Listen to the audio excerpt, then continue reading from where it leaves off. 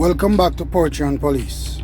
Please remember to share my videos, subscribe and hit the notification bell.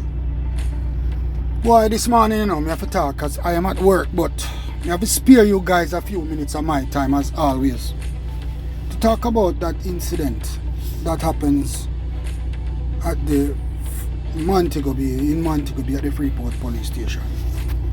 You know what I mean? And I know that a whole lot of people now in Jamaica will have their opinion about the whole incident, and people will talk that it is, carelessness or police. That is what police do all the time. That's why them shoot people out the road and thing. But the fact of the matter is, from time to time, every single policeman in the Jamaica Constabulary Force were properly trained in the safe handling of a firearm. And even so, you still have police that shoot themselves. You still have police that shoot other police officers. You understand?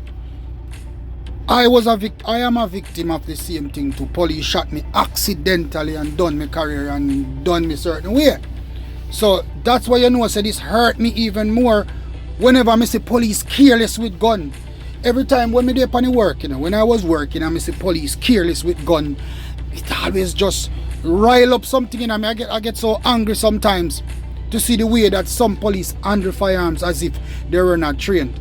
Remember, there are certain rules and regulations as it relates to the handling of and the safe handling of a firearm, and where areas where a firearm is not supposed to be from where a firearm is supposed to be. Number one, the first allegation about this incident in Montego was saying that the prisoner disarmed the police officer on the cell block of his firearm and ended up shooting up all the police and other people and other prisoners. Now let me tell you something, man. The first rule of the cell block is no firearms are allowed on the cell block. Right? No firearms are allowed on a cell block. When I was stationed at Unsby as a detective, when I am going by the cell to deal with a prisoner or even carry a prisoner by the cell, I would leave my firearm in the CIB office, which is the right way to do, which is protocol. No firearm is allowed along the cell block. That's a no-no, and the Jamaica Constabulary Force have strict rules as it relates to that. Now, that is the first allegation. Now, it is said that it did not have authorities, like the authorities saying that it did not happen that way, but rather a firearm was placed down carelessly and the prisoner took up the firearm and into one desk or whatever and end up shoot people. Let me tell you something, I don't blame the prisoner at all, because every rule and regulation that's related to firearm has been breached. The handling of let me tell you, a baby thing them here, brother. A heights of carelessness. No matter which story you want to tell me. If you want to tell me say the police they on the cell block and lose the gun, foolishness. If you tell me say the police put down the gun and make a prisoner reach it, foolishness. Because a policeman who's armed with a firearm, if it's not a rifle, it's supposed to always be in holster on his side. If a detective is supposed to be in his waist. Understand? I remember one time, I acted carelessly with my firearm. Me put my firearm in my back. And I remember Detective Sergeant Messam said to me, Blake, you're not supposed to, why you carry your firearm behind you? Because it is a practice of a lot of detectives, to have them firearm in their waist towards the back.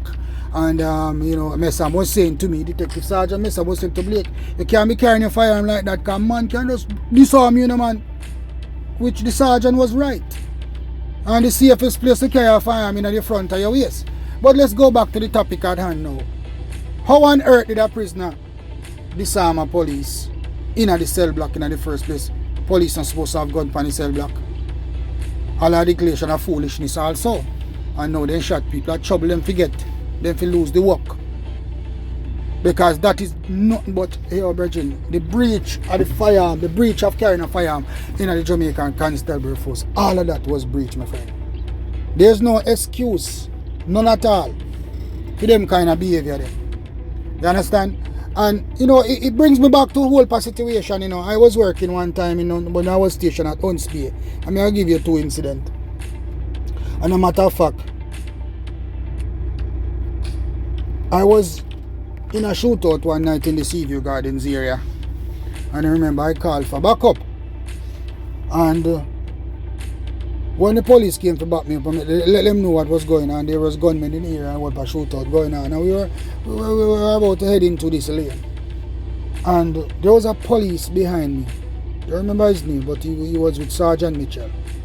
And soon as we went inside the lane, when we looked, this police was behind me. Click, click. The police take off his gun off a safe. When we look, the idiot have 2 guns in his hand. The police have the M16 rifle in his right hand and the 9mm pistol in his left hand, people. And when we say breeze cock, him took off the M16 off a safe, because that is what I heard. And then the man have the 9mm Browning cock too. Behind me with 2 gun cock. Remember, no shootout now go on yet, Not the shootout done, you come, well, we don't know if it finished yet. But you come to assist police. And this man there behind me with 2 gun cock. Half M16 off a safe. And the 9mm Browning pistol cock. And I say, police, what you do? I said, boy, police, say, oh, shootout a go on. I say, police, listen me. I don't have to take my gun, people. You, as a policeman out the road, your gun not have to come off a safe until you're ready for fire shot. Me are telling you that straight. And that's why so much we get into a problem and shoot with own police. And accidentally shoot people too. Because we're going off a safe, big old coward them. Are only cowards, when police always tell me, are only cowards take them gun off a safe and not start shoot yet. Your gun not supposed to come off a safe, Bridget, until you start fire, until you're ready for fire it. Now this police they behind me with 2 guns. Can you imagine people 2 guns? What you do with 2 guns in your hand? 1 M16 and 1 9mm pistol. Tell me no, people. That is what me. Some police are gonna laugh when they hear this and say, Blake, a lie you tell. And a lie me I tell. I am not lying. The man had 2 guns behind me and he take off the M16 off a safe and cap the 9. So I say, go in front of me. Because me know when you shoot me in my back. That is how I got shot, because police foolish and take off gun off a safe. Let me tell you something, an M16 rifle, when you're ready to fire that, a one action, your finger on off the safety and your trigger one time. You don't need to take the M16 off a safe until you're ready to shoot, because a one action make you start fire shot with the M16 rifle. Browning pistol are the same thing. You can cut that and fire that same time. You understand me I say? Or if you have a cock it, you put on the safety. But you remember say, Browning pistol, them have a problem with the sears. So sometimes you cock it and it will fire off, you drop and go off. So if you be safe, better you cock your gun when you're ready to fire it. But me I tell you these people, that's why so much police get shot sometimes. Some police get shot and them all hide it. Say a police shot them. Say a gunman shot them when them know a police shot them. A police careless with gun like that. Although some police are trained with firearms and they do not follow the rules and regulations of carrying a firearm. Some of them are idiot. A baby them don't learn nothing at the training school. Me I tell you that, them don't learn nothing. And then come a road and they accidentally shoot people and they accidentally shoot other police officers. The same thing happened over Pain Avenue one night when I was patrolling and I saw some police, foot patrol police in the village area of Pain Avenue. I mean Tyrone, I remember I was with Tyrone Smith and we were patrolling. Me patrol serious. And some guys were running from us down in the village area. Running here. Would appear they were armed. And when we went to Pain Avenue, along Pain Avenue, the foot patrol was sitting underneath one tree, well comfortable like nothing now go on. And that is where they do them stint. Just sit down. So I said to the police, look here. It's where them sit down, man I run behind them with gun and look at them sit down. Lo and behold, by the time we pass them and reach up to Walton Park Road, transmission coming, shootout, police get shot.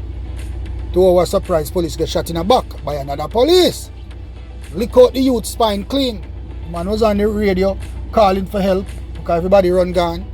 The police are ball for help and oh God, help me. I am dying. Me are dead. Help me. That was what was happening. We blow go back down in the area and we met up with some police on the top of Pain Avenue.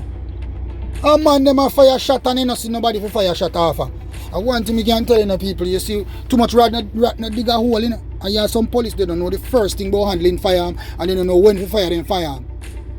And them a coward. And the coward police them always do them thing there. You can imagine when you have fire shot off. Let me tell you something now, and police tell me so. It's when it come to shootout, every police gun have a safe, you know. Well, the idiot them gun have a safe. The fool police them gun have a safe. Until they shoot people accidentally and shoot them own squaddy accidentally. Me I tell you that, you know, people. Your gun not supposed to be have a safe unless you're ready for fire. God bless the policeman's soul. He died. Man's spine lick out and next policeman shot the man, you know. And I'm back.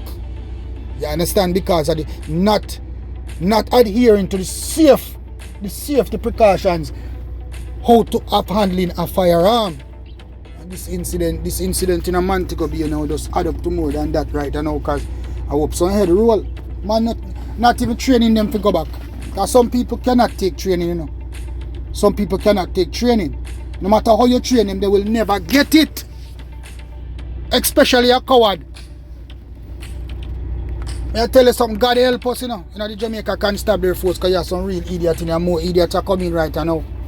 Them now go stop shoot police accidentally. And yo, people, you must know why me vex over them incident here, you know, because police accidentally shot me.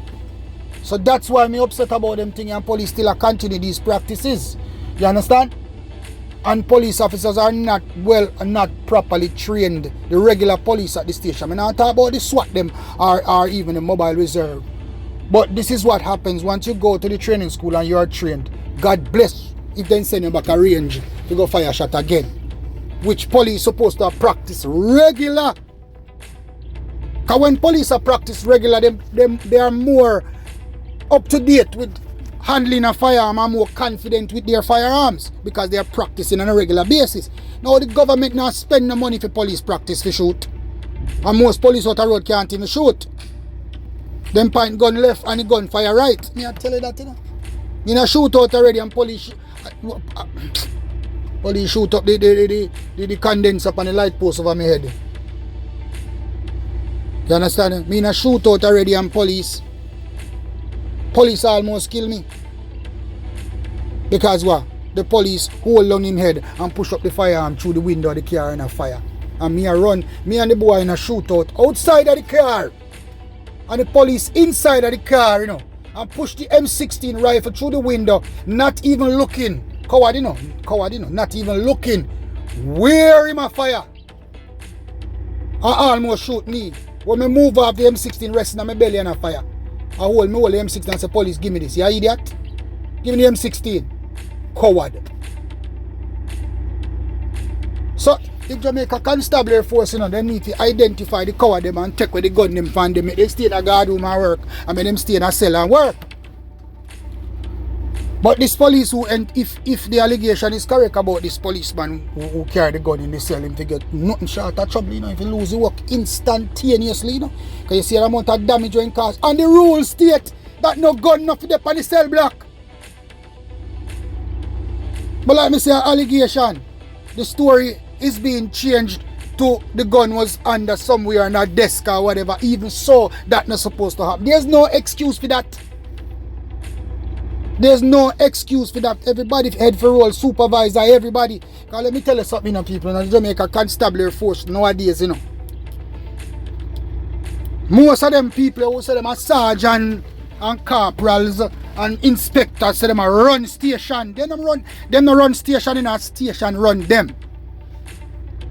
When I was training as a young police, I was in the Seaview Gardens police station. There was a sergeant named Hamilton. We call him Tall P. Most police never like Tall P. No, most police never like Hamilton. Then say him my batty man, him this and him that. But let me tell you this, that sergeant no miss nothing. And that's why police always hate that sergeant. If you're a good police, you not go hate that sergeant. You have to love that sergeant because he teach you the right things.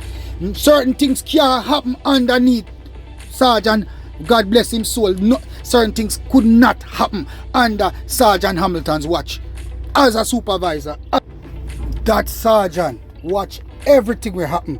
Once you come in a duty, once you come on duty, in watch how you're dressing in your uniform, in watch how you put your boot, in watch how you store your firearm, in watch how you deal with people in the guard room, or you take reports in the guard room. That sergeant does not miss anything. And we hardly have sergeants like that in the Jamaica Constabulary Force anymore. They don't know them foot from their hand. Most of them So guess what? There's no supervision for the men underneath him, you know. Because him no business about nothing, he not say nothing. And a matter of fact, he probably not even know what to do either. And this is the reason why these things are happening in the Jamaica Constabulary Force. Because we are promoting the wrong people them. We are promoting some people who don't know them foot for their hand. Because as a sergeant in charge of a station, you're supposed to see everything will happen. That is your job, to supervise the men underneath your control. Especially if you're in a guard room, especially if you're working in a cell. Even if you're a corporal, your responsibility that. So them think they no support, there's no excuse for that. I tell you that straight, you know. I remember one time, you know, up by the American embassy when I went there and got my visa, the person who interviewed me never really do an interview, just asked me a certain question, like a police officer came to the embassy to apply for to get him visa, and he had left his firearm with one of the blue team, not the police post. The next thing you know, the blue team shot himself. Now, who was supervising that blue team? At the same thing, he come back down to, you know, the mishandling a firearm and so on. And everything will happen in Montego Bay, every single thing will happen in Montego Bay comes back down to supervision. It comes back down to supervision. Apart from the mishandling of firearm and the misplacement of firearms and the breaking of the rule of firearm and the cell block, if that was the case, it comes back down to supervision. Nobody is supervising, and that's because of the lack of supervision. That's the reason why this incident happened. It could never happen a different way. Me can tell you this, it couldn't happen when Sergeant Hamilton at work. It couldn't happen when me at work. It couldn't happen when Sergeant Roden at work. Worse, it couldn't happen when Detective Inspector Gunter at work. And them man, they watch everything. That's why enough police talk. Oh, we don't like them police, and them police, and this and police and that. Because every time you stand up for right in the Jamaica Constabulary Force, anytime you stand up for the rules and regulations of the Jamaica Constabulary Force and supervise the constables and the corporals underneath your command, they don't like you. Because you tell them how to handle them gun. Well, Commissioner, all I can say no Commissioner, right now, I hope they get fired, them to get trouble. They get trouble with them can't even carry right about now. Because them a type of breach are not supposed to happen in a police station. People come to the police station and expect safety. You know what I mean, when it comes to shooting and other things like that. And if these things can happen at a police station, you know what I mean, then we're not ready yet. We just show ourselves the police are not properly trained. Right now I just pray that there's no fatalities and everybody pull through. And nobody dies as a result of this incident. Because this is a dark day in the Jamaica Constabulary Force, and this has marred the face of the Jamaica Constabulary Force, because such actions are not supposed to happen in a police station where police are properly trained in the handling and storage of firearms. I am pretty upset about the whole incident.